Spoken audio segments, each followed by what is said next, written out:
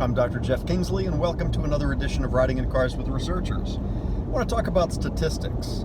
This conversation has come up so often over the last few weeks for me with research sites, with sponsors, CROs, very intelligent people in the industry, and I continually get an aha moment when people recognize the breakdown of statistics at the research site.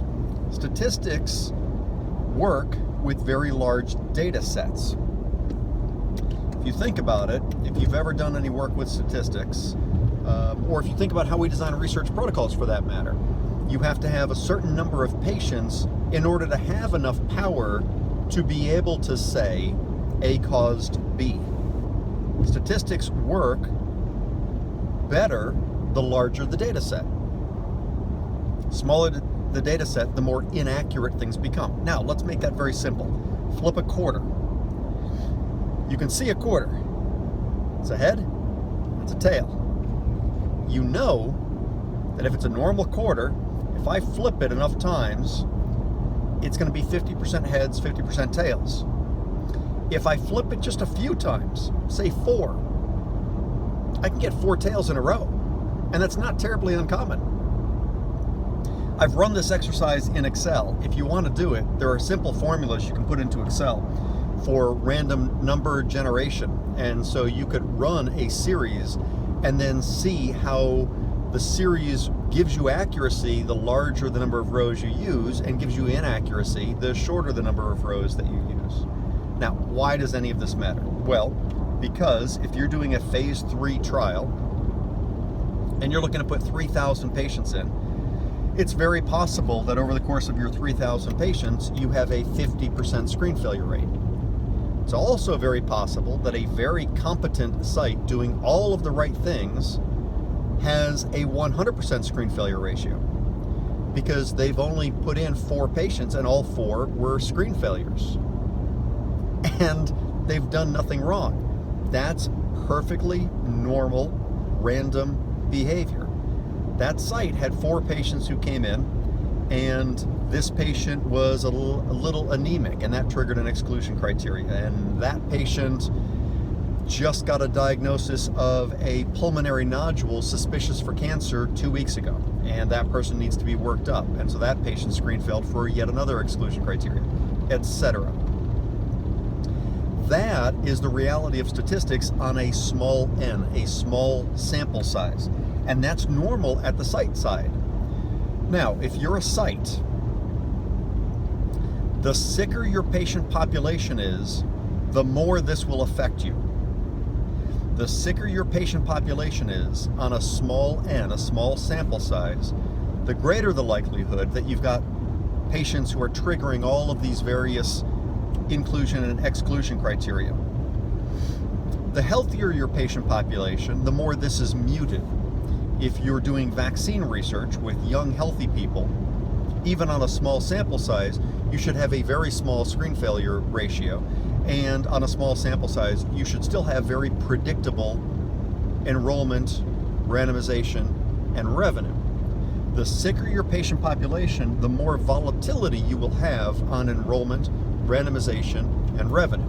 And it's not that you're doing anything wrong, it's normal probability on a small sample size. So you need to recognize that. If you're a site, you need to recognize the sources of your volatility to your enrollment predictability and your revenue predictability, and then decide what things that you want to do to help buffer against that, to hedge against that.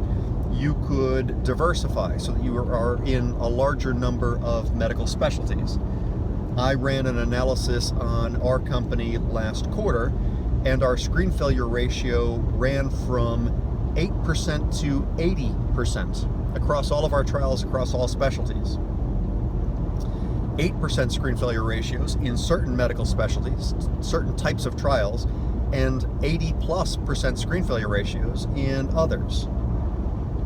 Diversification can help you balance all of that. Across all of our trials, they average 50%. So across the entire company, we average 50%, but you can see the volatility on a site-by-site basis. And you also need to be able to counter when sponsors are accusing you of screening inappropriate patients because your screen failure ratio is so high. Maybe you are screening inappropriate patients, and if so, learn, change your behavior. But it's also possible that you're being very appropriate, and it's just probability.